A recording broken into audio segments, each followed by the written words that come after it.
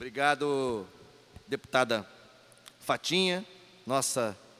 vai se tornando uma presidente efetiva do expediente final, dada a sequência de sessões do expediente final que Vossa Excelência vem presidindo para a nossa alegria, porque preside sempre com muita firmeza e muita doçura. Queria dizer que voltando ao plenário, o deputado Flávio Serafim, já é o 5º membro da Comissão de Educação, presente aqui no plenário nessa reta final de hoje. Mas eu queria também, para tentar permitir que o deputado também se pronuncie ainda hoje, abreviar minha intervenção dizendo que quero seguir a trilha do deputado Gilberto Palmares, meu querido colega de bancada, nas duas observações que fez aqui da tribuna. Em primeiro lugar, também quero repercutir, denunciar a condução coercitiva do blogueiro Eduardo Guimarães, do blog da Cidadania, num ato que revela mais um traço, deputado Silas Bento, de que estamos vivendo sob a lógica de um estado de exceção, ofende-se a liberdade de imprensa, o blogueiro Eduardo Guimarães não teve a possibilidade, foi impedido de sua residência fazer contato com seu advogado, o que configura obstrução ao direito de defesa, ficou, não sei se isso já acabou, mas ficou na sede da Polícia Federal, numa sala incomunicável. Então, vejam só, condução coercitiva por ter sido intimado, deputado Flávio Serafim, por ter recebido uma intimação e prestar os esclarecimentos solicitados pela autoridade competente. Foi abordado em sua residência, às 6 da manhã, impedido de conversar com seu advogado, feito incomunicável na sede da Polícia Federal de São Paulo, sob a suposta, que não se sabe claramente, seu advogado Eduardo Serrano, até agora há pouco, dizia que não se sabia exatamente qual era o teor da acusação, mas supostamente, porque Eduardo Guimarães, em seu blog, há cerca de um ano, teria mencionado que a Polícia Federal poderia estar antecipando informações à grande mídia, à grande imprensa, sobre a condução coercitiva do presidente Luiz Inácio Lula da Silva, que aconteceu também de forma autoritária e ao arrepio da lei em março do ano passado. Portanto, eu quero aqui me solidarizar com o blogueiro Eduardo Guimarães e, sobretudo, me contrapor, falar da minha indignação ao momento que estamos vivendo no Brasil, não apenas em função do golpe em curso, do golpe ainda em andamento, mas dos seus desdobramentos, das suas consequências, sendo talvez a mais pesarosa, o desmonte cotidiano daquilo que podíamos chamar outrora de Estado Democrático de Direito. Não que nós estivéssemos satisfeitos com o status quo do Estado Democrático de Direito até então. Há muita coisa a se avançar. Havia muitos direitos ainda a serem conquistados e consagrados para parcela expressiva da população. Mas nós estamos hoje ofendendo pilares desse Estado Democrático de Direito, como a liberdade de expressão, a liberdade de organização, a liberdade de imprensa, o direito de defesa. Portanto, a nossa mais absoluta solidariedade ao blog da Cidadania e ao seu responsável, ao seu idealizador, o blogueiro Eduardo Guimarães. Ao mesmo tempo, quero também, na trilha do meu companheiro de bancada, falar desse processo licitatório para a operação do serviço de transporte aquaviário aqui no Rio de Janeiro. Estive na audiência pública ontem, na cidade do Rio de Janeiro, e estive na audiência pública hoje, na cidade de Niterói. Ontem mesmo, o deputado Osório, o deputado Gilberto Palmares e eu mesmo, protocolamos um pedido de audiência pública para que a Comissão de Transportes realize, e a data já foi fixada para 30 de março, portanto, na quinta-feira da próxima semana, às 10 horas aqui na LERJ, que nós não podíamos, evidentemente, tolerar que esse debate fosse feito apenas sob a lógica de audiências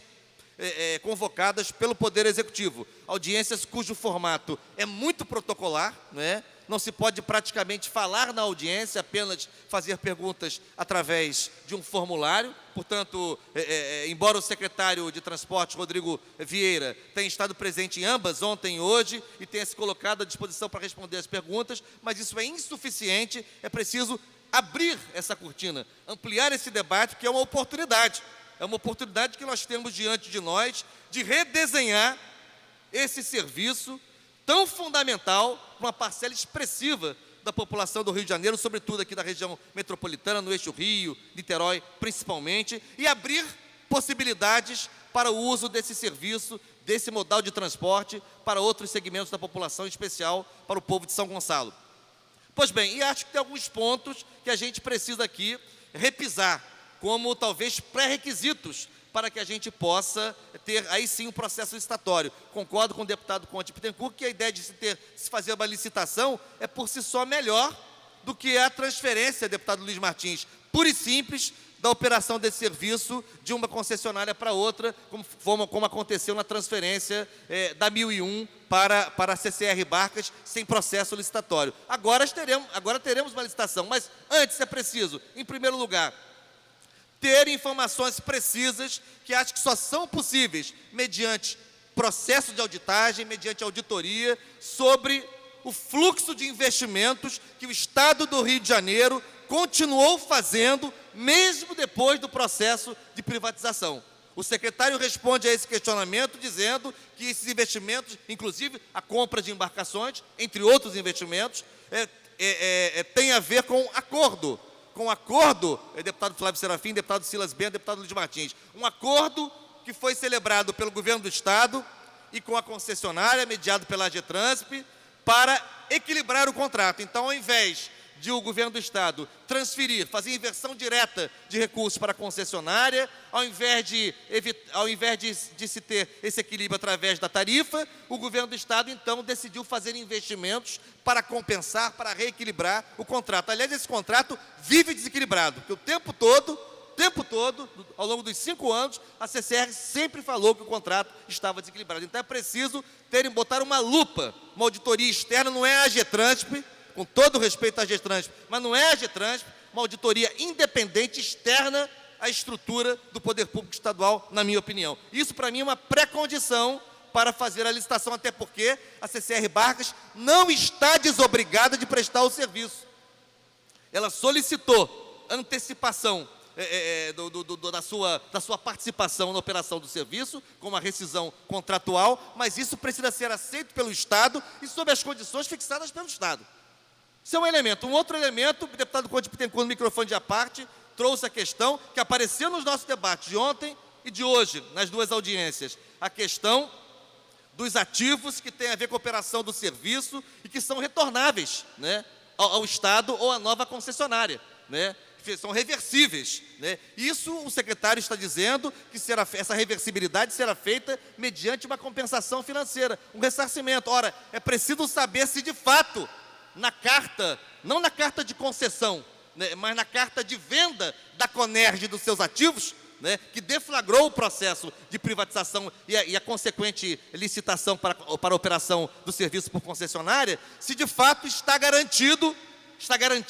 a reversibilidade desses ativos para o Estado, se ele retomar o serviço, ou para uma nova concessionária, sem ressarcimento. Nós temos que saber isso com clareza. Da mesma forma, a discussão que é preciso fazer sobre os esforços que Niterói vem empreendendo para melhorar, para aprimorar a mobilidade urbana no eixo região oceânica e zona sul de Niterói, no eixo região oceânica, centro do Rio, com a transoceânica, que não é apenas um túnel, é uma obra viária de maior proporção, é mais do que um túnel, mas evidentemente que isso tem a ver com uma redefinição do conceito da estação de Charitas,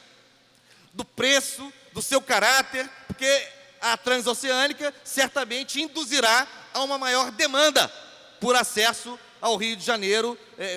a partir de Charitas, a partir da estação de Charitas. Outra questão que ainda precisa ser elucidada: quais são as alternativas para que não fiquemos com um grande gargalo naquela região da cidade de Niterói. Ao mesmo tempo, a discussão relacionada a São Gonçalo. É preciso, deputada Fatinha, aproveitar esta ocasião para, afinal de contas, resolver a alternativa de transporte aquaviário para a cidade que tem a segunda maior população em número, né, em quantidade, do estado do Rio de Janeiro. Portanto, é preciso dar uma alternativa de mobilidade ao povo de São Gonçalo, e esse é um momento muito oportuno. Portanto, alguns elementos fundamentais que devem ser equacionados, estudados, examinados, antes que se deflagre o processo licitatório e que a gente tenha mais um período de 5, 10, 15 anos sem resolver essas questões. Por último, uma menção rapidíssima ao Dia Internacional da Síndrome de Down. Vossa Excelência já mencionou. Eu quero mandar um abraço muito especial a um conjunto de profissionais da educação, sobretudo das redes públicas estadual, do município de Niterói, de todas as redes públicas desse estado, das escolas particulares também, que fazem um esforço cotidiano pela inclusão dos alunos e alunas com Down, que apresentam essa síndrome, para que possam ter o máximo possível de suas potencialidades aproveitadas, não apenas no processo de escolarização, mas também a partir daí para a sua vida como um todo. Muito obrigado.